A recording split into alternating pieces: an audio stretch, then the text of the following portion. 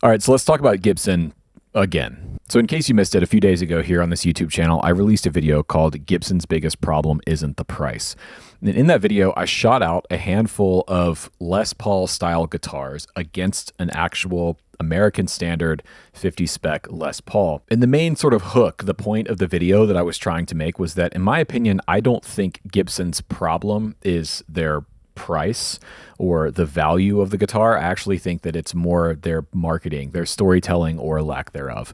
And as videos about Gibson guitars tend to do, it generated quite a response and quite a discussion. If you go through the comments of my original video, one of the things that you'll see most often, at least at the time I'm recording this, is pushing back on the point that I made about the Les Paul effectively costing the same today as it did in the late 1950s if you adjust for inflation, which by the numbers it does. Actually, in fact, it's a little less today than it would have cost in 1958 or 59. The thing that I did not talk about is the fact that money today is not the same as it was in the late 1950s. This comment came from David Mahoney. He says, the price adjusted for inflation of a Les Paul has indeed stayed in the same ballpark. I noticed the same phenomenon with Fender flagship models a few years ago. The reason they feel expensive to most people today is because working wages and the buying power of American consumers has remained stagnant while the cost of living has increased substantially.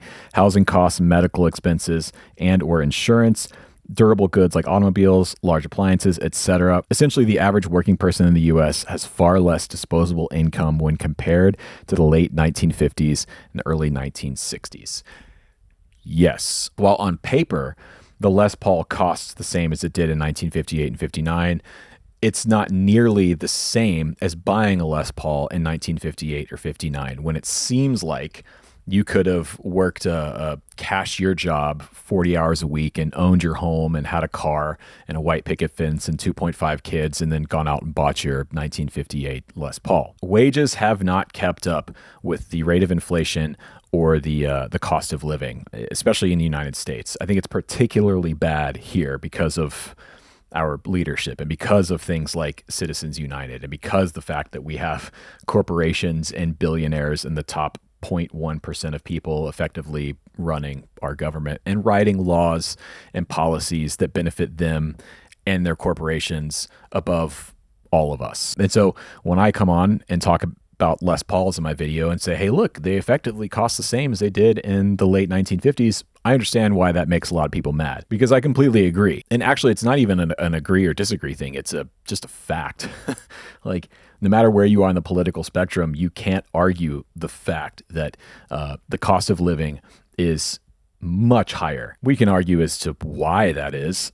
I think it's pretty obvious why, but maybe that's a different video. But to bring this whole thing back down to the guitar world for a second, as I was reading through the comments of this video and talking to some friends of mine, it brought to mind something, which is that, like, it seems that you can't talk about Gibson online in any sort of favorable way without kicking the hornet's nest. And I think if you go back to my original video from a few days ago, this is the point that I was making. From my perspective, in my opinion, a lot of it comes back to their marketing, to their branding, to their storytelling, who they say they are and who they say they're for. And like I pointed out in the original video, when you look at the things that they're talking about most, the models that they're promoting, the sort of lifestyle memorabilia and products that you can buy from them at exorbitant prices, it all sort of leads into this perception of Gibson being an elitist brand for out-of-touch baby boomers. And I want to point out that I think this is mostly an online thing. I think a lot of guitar players in the real world who don't really live on forums or here on YouTube channels like this one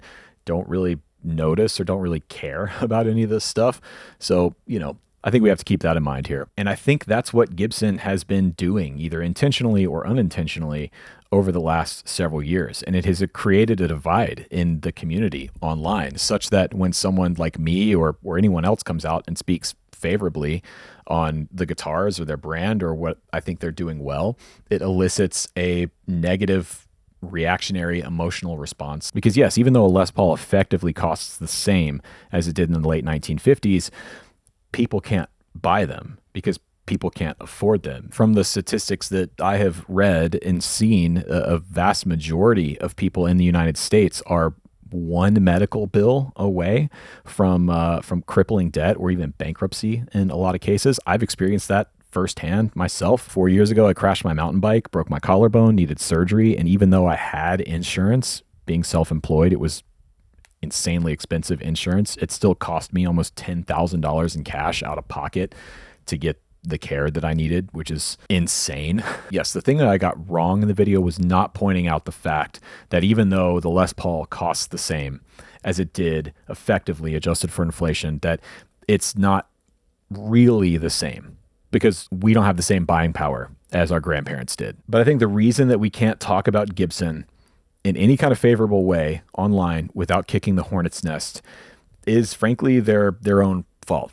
This is part of the problem. This is what I was trying to talk about in my original video. This is the thing that they need to change. And I think that they can look at what Fender is doing and PRS is doing in different areas as ways to get away from this perception. But this is also just a sign of the times.